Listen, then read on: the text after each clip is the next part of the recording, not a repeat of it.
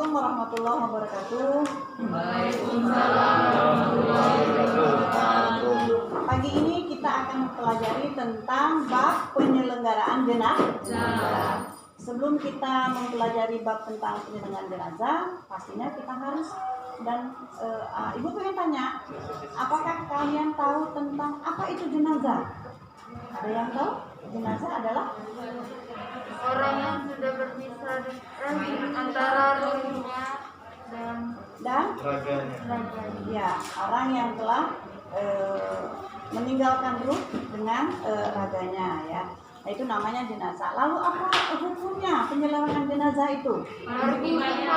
Fardu kifayah. Karena wajib itu ada dua, fardu fardu ain dengan fardu kifayah. Oke, fardu kifayah itu apa sih artinya fardu kifayah? Karena penyelenggaraan jenazah termasuk hukumnya adalah fardu kifayah. Ayo. Fardu kifayah artinya apabila seseorang atau sekelompok orang sudah melakukan kegiatan penyelenggaraan jenazah, maka orang-orang yang lain tidak akan terkena imbasnya lagi. Paham? Jadi kalau satu kampung itu tidak melakukan kegiatan penyelenggaraan jenazah, salah satunya adalah memandikan, lalu kemudian setelah dimandikan dikafani, setelah dikafani dia harus disolatkan, kemudian dikuburkan. Kalau tidak ada satupun umat Islam melakukan itu, maka seluruh kampung itu akan berdosa. Tetapi bila sudah dilakukan oleh salah satu atau beberapa orang dari kampung itu, kan kampung pasti banyak ya. Nah, kalau sudah maka yang lain tidak akan terkena imbasnya. Itu namanya hukumnya adalah fardu kifayah. Kalau fardu ain itu adalah kewajiban kita individual kepada Allah Subhanahu wa Ta'ala. Jadi memang kitalah yang berdosa. Kalau tidak melakukan itu, orang lain tidak akan kena imbasnya. Paham ya? Jadi hukum penyelenggaraan jenazah adalah fardu kifayah. Lalu apa saja sih yang dilakukan? Tolong Pelimani mana Pelimani? Oh, di UKS salah tadi. Tolong siapa? Hanalan Nisa. Apa saja yang dilakukan dengan kegiatan penyelenggaraan jenazah itu? Apa saja nak? Poin-poin yang dilakukan. Yang pertama apa? Ya, kalau kita melakukan jenazah itu yang pertama memandikan. Kemudian yang kedua apa nak? Menyolatkan. Dikafani. Ya, dikafani. Lalu kemudian disolatkan. Lalu kemudian. Nah, tetapi ada yang perlu kalian tahu, bila kita menemukan jenazah atau ada orang yang baru meninggal dunia, nah ini kadang-kadang kita lupakan. Tidak kita lupakan. Silakan masuk. Halo teman. Apabila orang yang kita temui baru meninggal dunia, nggak apa-apa sama meninggal dunia, maka yang harus dilakukan adalah pertama mengatupkan matanya, paham? Lalu kemudian apa? Mengatupkan mulutnya. Biasanya kita menemukan jenazah yang diikat ke sana juga. Berarti agar tidak terbuka. Ya. Kadang-kadang matanya juga ada yang kita temukan melek terus, makanya bisa ada yang menggunakan lem. Ini, tapi ya namanya wallahu alam bisawab ya. Nah itu ya. Kalau kita menemukan mayat seperti itu awalnya kalau kita masih sempat menemukan membimbingnya dengan melakukan tahlil la ilaha illallah, asyhadu alla ilaha syahadat di telinganya, kemudian berpisah antara raga dengan nyawanya, maka yang pertama kita lakukan adalah tadi menutup matanya, lalu kemudian mulut gerahamnya itu juga kita tutup. Kalau nggak bisa, maka kita bisa menggunakan bantuan kain kasa atau kain lain yang bisa untuk sementara mengatupkan kepala.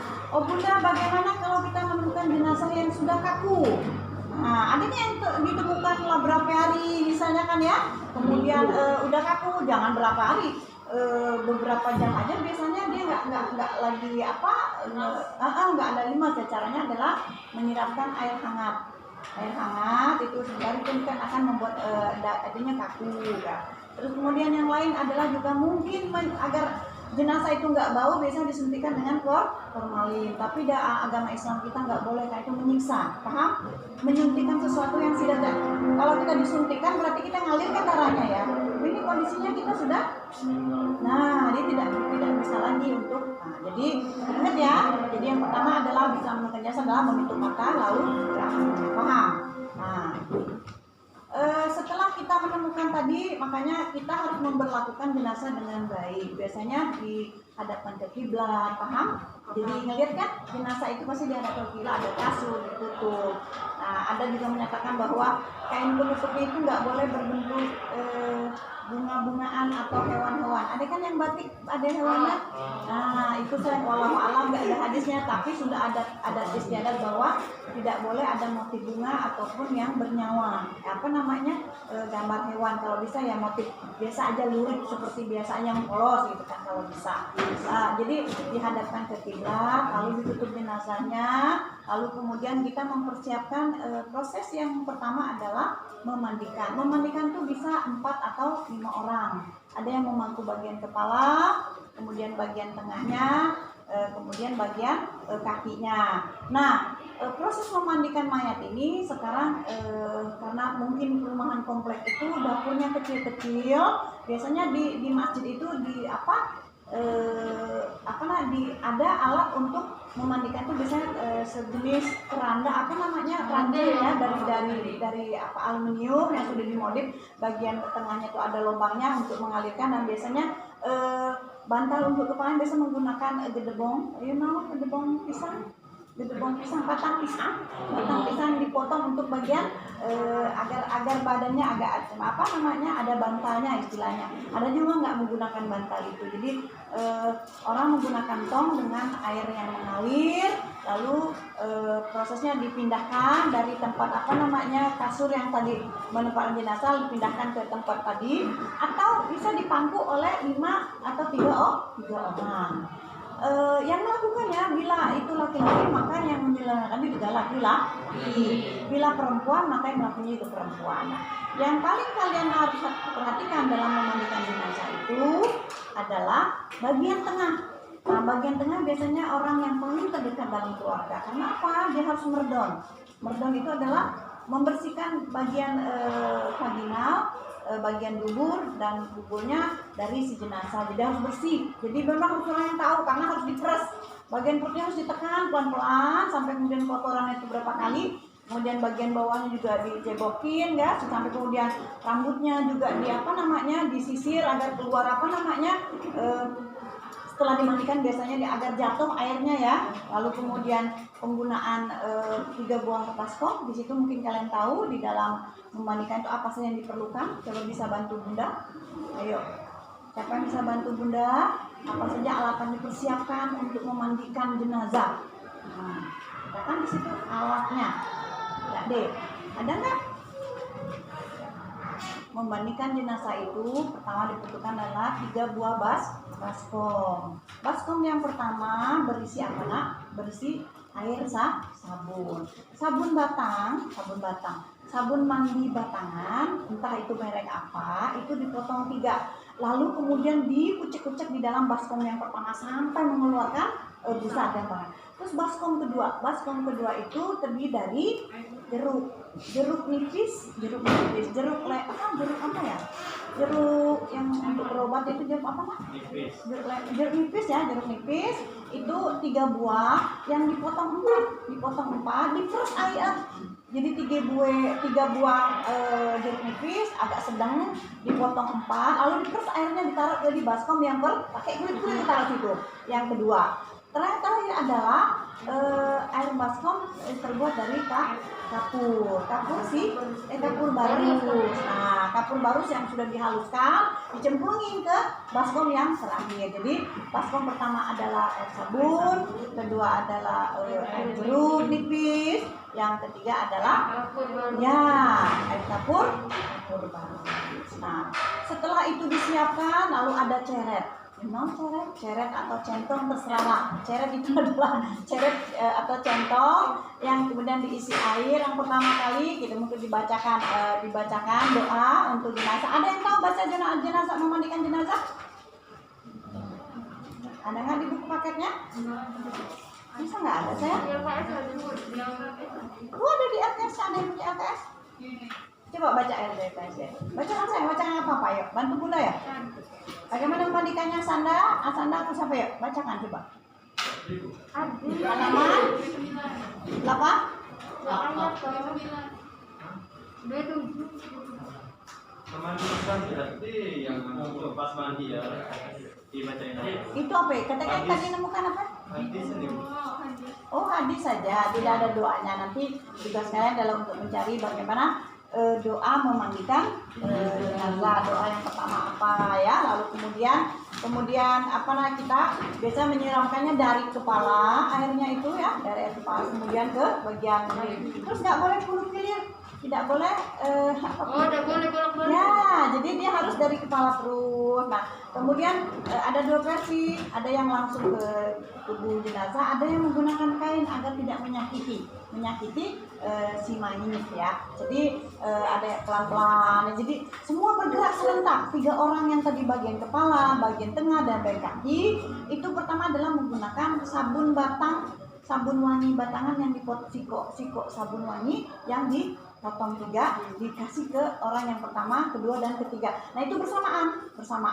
Nah dengan air yang tadi juga yang di baskom tadi itu, air baskom yang berisi air sabun yang digunakan 1, 2, 3, 4 sampai 7 kali. Nah 7 kali lah atas bawah. Dibalik lagi. Nah, jadi setelah bagian atas semua serpit, kemudian pelan-pelan di bagian sebelah sana. Terus bersamaan disambung semuanya. Terus setelah selesai, kemudian dibalik lagi sebelah sini, ngadep ke sini kan dengan bantuannya. Terus disambung lagi sampai rambutnya juga disampoin, ya rambut disampoin semuanya. Nah, setelah selesai, kemudian air di baskom udah habis, kita gunakan air yang ketiga itu jeruk nih. Agar apa? Gunanya jeruk dengan kapur barus agar bau-bauan yang efek dari si mayat, karena mungkin ada orang yang meninggal dunia dari berbagai penyakit, bisa tabrakan lah atau apalah, atau yang kemudian mayat yang lama ketemu otomatis udah bau. Nah itu bisa menghilangkan bau daripada si mayat tadi dengan menggunakan jeruk nipis sama dengan kapur barus. Nah, setelah proses bagian tadi baskom yang 3 tadi udah selesai, kemudian tetap dialirkan dengan air yang bersih. Setelah bersih semuanya, kemudian ada yang mungkin jangan kalian lupakan adalah bahwa itu bagian yang matanya, kupingnya itu menggunakan 7 buah atau 12 buah sekarang kita pakai itu cotton bud. Kalau zaman dulu potongan lidik yang ditaruh dengan kapas. Sekarang udah mudah karena sudah ada produk cotton bud. Nah, cotton bud itu yang kemudian dibersihkan 3 kali, 7 kali di masing-masing kita kupingnya. Boleh sekali pakai kiri kanan. Cotton bud kan kiri kanan 1, 2, 3 sampai juga 1, 2, 3 ke sampai bersih. Kemudian matanya juga takut ada di dalam itu ada tai mate segala macam. Kemudian hidung dan giginya juga diiniin ya. Jadi bagian mulut, kemudian mata, hidungnya, telinganya kiri dan kanan menggunakan cotton bud dibersihkan. Setelah itu selesai, lalu kemudian diwudukan. Karena nanti kan mayatnya mau disolatkan. Setelah selesai di air ambil wuduknya di masing-masing ya seperti kita wuduk manusia ya. Kemudian dikasih handuk yang bersih, bukan handuk yang baru ya. Jadi handuk yang bersih. Ada baru alhamdulillah, tapi yang pasti handuknya bersih. Handuknya itu biar cepat mengering, biasanya langsung dikasih ke 3 orang. Jadi sikok 2-3 jadi cepet kan keringnya, kiri balik lagi, pokoknya sampai kering, rambutnya disisir. Nah, maka sisir digunakan untuk mengurai jatuh, air itu jatuh lalu setelah selesai proses memandikan. Jadi tadi ingat menggunakan 3 jenis air, kemudian air bersih, lalu kemudian memandikannya tidak boleh bolak-balik tapi satu arah, lalu membersihkan bagian tengahnya itu dan baik pelan-pelan orang yang di tengah itu yang bagian badan biasa pakai kaos tangan ya, karena itu kotoran, jadi di pejak yang lain enggak, cuma bagian peres perutnya, cebokin, peres lagi bagian kubul, bagian bulunya diperes sampai selesai. Setelah bersih lah, baru kemudian kegiatan tadi menyiramkan air jeruk nipis, kemudian kapur baru sampai air itu habis, lalu dibersihkan dengan kedudukan. Silakan. Assalamualaikum. Waalaikumsalam Pak. Nah, setelah dibersihkan, lalu kemudian jenazah ini kita taruh di tempat mengkafani. Apa saja yang dilakukan untuk mengkafani? Ayo. Yang digunakan adalah ya, kain kafan untuk perempuan ada berapa? 5 lembar. Ada 5 lapis. Kalau laki-laki 3 lapis. Lembarnya ya, jadi ini 3 lapis ya. Kemudian perempuannya 5 lapis. Terdiri dari apa, Nak? Pertama kain yang untuk nutup jenazahnya 2 ya, lalu kemudian bajunya, perempuan itu ada jilbabnya, nah kemudian ada kain sarungnya baru dibungkus. Lalu berapa buah kapas yang harus digunakan? Ayo, kapas itu dibikin buat sepatunya ada berapa? 2. Lalu kemudian lutut atas bawah ada berapa tuh? 4. Ayo dihitung ya, sepatunya 2, kemudian lutut kita bagian atas dan bagian bawah berarti ada berapa? 4, 5, 6, 6. Siku bagian bawah bagian ini. Nah, terus kemudian kepalanya enggak, nah karena dia menggunakan nanti kain ya yang dibentuk bulat. Lalu kemudian ini tangannya pada saat dibersih dekat atas bawah juga dikasih. Nah itu jadi ada berapa semuanya?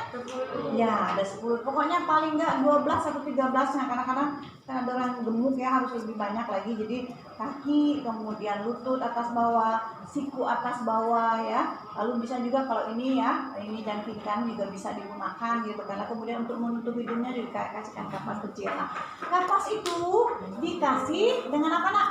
Dikasih taburan kapur barus dengan kayu cendana dan parfum non alkohol. Nah, parfum non alkohol. Jadi kayu cendana yang sudah dihaluskan biasanya dikesik. Zaman dulu lama kayak di tempat orang meninggal itu biasanya ada bekas kaca. Ternyata kaca itu untuk ngesik kayu cendana. Sekarang tidak ada lagi karena sudah disediakan ya itu berbentuk serbuk. Nah, jadi kita tinggal ngawur baik ke dalam kapas yang tadi. Biasanya kapas itu digunakan taruh di nampan karena untuk biar langsung main ambil bayi kan, ayo untuk mukanya, untuk hidungnya, untuk kakinya, tangannya. Nah setelah itu kainnya juga dikasih, jadi bajunya juga bajunya itu main gunting untuk bagian tengahnya, lalu kain sarungnya. Lalu yang jangan lupa lagi adalah celana. Waktu kalian bayi ada kan celana yang ada tali ya. Waktu bayi ada bayi yang bercelana itu kan ada kan celana, terus ini ada popok yang dikasih ikat kan, banyak majukin yang menurut. Nah seperti itu jadi ada panjang ya, kemudian dikasih tali kiri dan kanan. Nah kemudian dilapisi dengan kapas kan ada sekarang. Kapasnya bukan kayak kapas kita ini, kapas salon bukan, tetapi memang ada kapas yang gede dan bisa dilapis cepet dibukanya jadi berlapis. Nah dikasih lapisan tadi yang celana tadi tuh cawat, istilah cawat dikasih lapisan agak panjang sesuai dengan panjangnya yang sudah diukur. Lalu kemudian dijahit pinggirnya agar kapasnya tadi tidak kemana-mana, paham? Jadi kapas beserta kain untuk celana itu kita jahit, lalu dijahit kiri kanan, kemudian bagian bawah. Nah bagian atas tinggal dilipat terus dimasukin apa nama tadi tali. Nah tali itu diambil dari potongan yang di-shred aja itu shred, jadi tidak dimani digunting dikit langsung shred. Dan kemudian kita sediakan celana itu. Jadi bagian bawah itu setiap lapis dikasih kapur baru. Tetap. Jadi kain pertama, terus kan bagian bawah pertama itu adalah tali. Tali pocongnya di atas siko, kemudian sini 2, 3 bagian tengahnya, 4, 5. Jadi kakinya juga nanti kan. Jadi kaki bagian lututnya diikat gitu. Bisa 4 atau 5 tergantung ininya ya. Nah, terus kemudian talinya juga itu bagian kepala, bawah, tengah. Lalu kemudian dikasih dengan taburan kapur baru, cendana dengan non alkohol. Jadi setiap lapisan. Nah, kemudian bajunya, terus kain sarungnya, terakhir adalah celana. Jadi mayatnya diangkat, ditaruh di situ, masukin celananya, cawatnya yang pertama kali diikatkan, batu di kain sarung, lalu masukin celananya. Lalu kemudian kalau perempuan kan ada payudaranya, biasanya digunakan kapas tadi, kapas ya, kapas dulu itu nambah kalau ini, atau bisa kain berbentuk bulatkan untuk nutup tadi itu. Kemudian ininya tangannya disedekapkan, jadi bajunya, kainnya, baru kemudian, jadi yang pertama ada apa? Yang pertama apa? Tadi kita ini celananya dulu, cawatnya, terus kain sarungnya, terus bajunya, paham? Terus jilbabnya. Jilbab itu segitiga kayak gitu lah. Main serut ya, untuk main serut. Jadi taruh juga tali, jadi tinggal main serut aja segitiga, dikasih tali, ujungnya ntar main serut. Nah setelah itu baru proses ditutup dengan kain pertama, kedua, ketiga, ditutup ke sebelah kirinya si mayat. Jadi masing-masing bersamaan, lalu kemudian ditaruh bagian tengah apa namanya, tadinya setelah digulung jadi satu, maka taruh di bagian tengah. Tapi baru diikat dengan pocongnya kiri kanan, bagian tengah, badannya, kakinya, diikat ya. Jadi diikat seperti biasanya, dan itu tidak boleh diikat mati, dia harus bisa simpul hidup. Agar apa? Memudahkan saat jenazah nanti ditaruh ke liang lahat. Nah itu bisa dicabut dengan mudah, karena dibaringkan nanti ya. Dibaringkan nanti, terus ada gumpalan nanti tanah bulat-bulat. Ada kan bulat-bulat ya? Kalau bisa itu untuk menahan tubuh si mayat agar tidak telentang, tapi ini miring kondisinya kan. Nah itu, jadi gunanya gumpalan tanah yang dibuat itu adalah menahan tubuh si mayat itu agar tidak telentang. Lalu biasanya dikasih dengan apa? Papan, lalu pelan-pelan ditahan. Nah itu proses memandikannya sudah selesai semuanya, maka kita akan lakukan dengan proses apa? Terakhir adalah yang adalah menyolatkan. Nah, sholat itu adalah berjamaah ya. Bisa laki-laki, bisa perempuan, tapi sangat jarang di Bangka ini. Kalau di Jakarta ibu sering, tapi saya pernah menemukan di Masjid Agung. Masjid Agung juga pernah ada orang yang sholat Jumatnya perempuan. Walau alam mereka kan semua punya aturan dan dasarnya, jadi nggak perlu kita aneh ya. Tetapi itu mereka mungkin punya aturan dan dasarnya. Perempuan juga boleh melaksanakan sholat jenazah, tapi sangat jarang ya, sangat jarang kita temukan. Nah itu. Sholat jenazahnya itu mungkin kayak nanti ada yang sudah praktek, nah udah tahu bahwa tidak pakai ruku. Nah, itulah makanya ibu suruh praktek itu agar apa? Kalau tiba-tiba kita ruku, kita sujud. Nah, di dalam sholat jenazah tidak ada ruku. Oke. Sampai di sini tentang pembahasan memandikan. Mengapa ini ada yang mau ditanyakan? Apa ibu terlalu kecepatan menyampaikannya? Misal ya? Kan nama korban kan dia meninggal, ya. Itu rupiah bekas pembunuhan, ya. Terus dimutilasi kan badannya, potong-potong. Pas apa yang mandiin itu kan terpisah-pisah, disambung nggak? Enggak. Kalau ini tetap diusahakan disatukan aja, misalkan seadanya, lalu kemudian diselenggarakan semestinya. Kalau misalnya contohnya kebakaran ya, itu misalnya cuma sikok bayi berdana ketemu dan yang lain, kenapa kering kan? Kemudian tinggal apa dikit aja ketemu kebalik, itu yang dibungkus. Saya pernah menemukan di kompleks kita juga sama, itu barusan dia bapak itu meninggal dunia karena diamputasi. Kalau diamputasi karena DM, pembusukan, jadi kakinya DM. Kebetulan potongan kakinya itu ditaruhnya di teras rumah di kubur, di halaman teras rumah di dekat kembang-kembang. Jadi ternyata walau alam begitu, kita nggak pernah tahu takdir kematian itu kapan menjemput ya. Sehari dia mau umroh, jadi orangnya udah sehat banget, udah siap banget, ada alat-alatnya udah semua dimasukin ke koper, mau berangkat umroh nih ceritanya, karena udah sehat ya, udah saya sama keluarga mau berangkat umroh. Ternyata tanda dia saat itu ternyata Allah ingin mengambilnya. Jadi di saat gunting rambut, segala udah beres banget, udah ke Mekah, ternyata meninggal dunia. Jadi saat dia meninggal dunia itu kakinya itu diambil lagi dari apa yang sudah ditanam, disatukan kembali dengan si mayat. Jadi tidak harus dijahit lagi nak, tapi tetap cukup bisa disatukan. Paham? Nah biasanya di rumah sakit apalagi kita menemukan mayat atau jenazah yang tidak diketahui identitasnya. Nah itu biasanya pihak kepolisian akan mengumumkan di radio atau media sosial lainnya ya, di surat kabar itu menemukan mayatnya dengan ciri-ciri. Kalau batasnya sampai seminggu tidak ada yang melaporkan, maka pihak kepolisian bekerja sama dengan rumah sakit itu mengumpulkan jenazah yang tidak dikenal. Biasanya meninggal kan tidak di KTP, tidak apa kan, itu misalnya jenazah tanpa tanda kenal, makanya pihak. Jadi di rumah sakit disediakan penyelenggaraan jenazah. Ada bapak di sana, ada bapak yang menyediakan kegiatan penyelenggaraan jenazah. Bagus pertanyaannya dari Asanda. Yang lain? Apa bedanya sholat gaib? Nah, ada yang sholat gaib Pak? Sholat yang tidak ada jenazah berada di depan. Nah, kalau sholat jenazah seperti biasanya adalah jenazahnya ada di depan. Kayak itu kok jenazah orang COVID. Ya. Apa? Ini gajinya ada. Jadi cukup menyebutkan namanya aja nantinya di dalam koordinasi untuk si A bin A, nanti akan dilaksanakan sholat jenazah secara gaib, jenazah yang tidak ada. Terus sholat sejarah yang ada biasanya kerandanya itu ada dimasukkan ke bagian depan imam ya. Nah jenazahnya itu kalau laki-laki imamnya berada di kepala, kalau perempuan imamnya berada di tengah.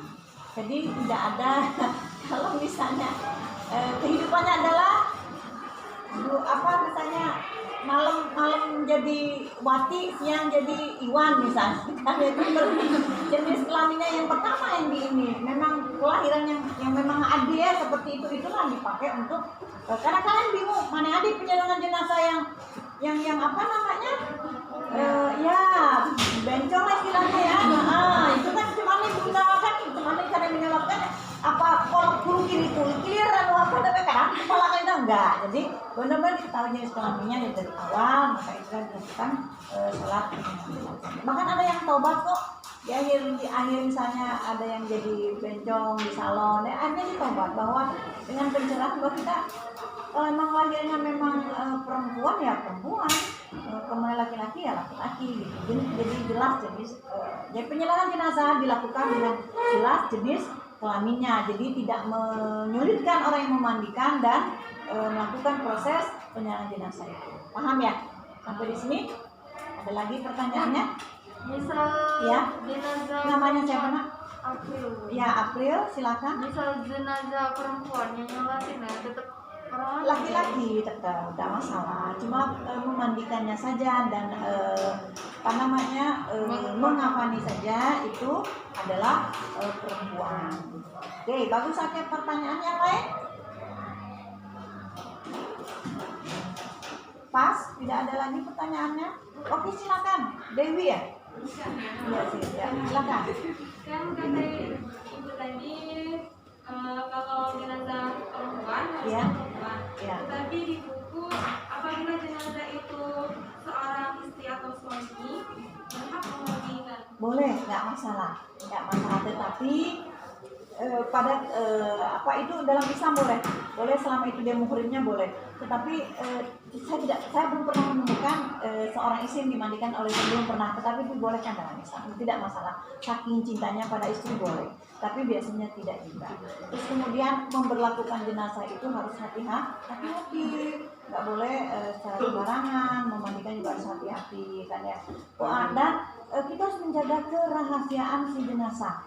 Makanya harus keluarga terdekat, jangan diomongin. Kadang-kadang tadi mungkin Asana tadi nanya orang yang tertabrak itu kan darahnya mengalir terus ya Bu, cuman nih lah disempel kayak kapas aja. Pokoknya walaupun lah kita berusaha untuk menghilangkan darah, tapi darah itu tetap aja ngalir, maka tetaplah dibungkus.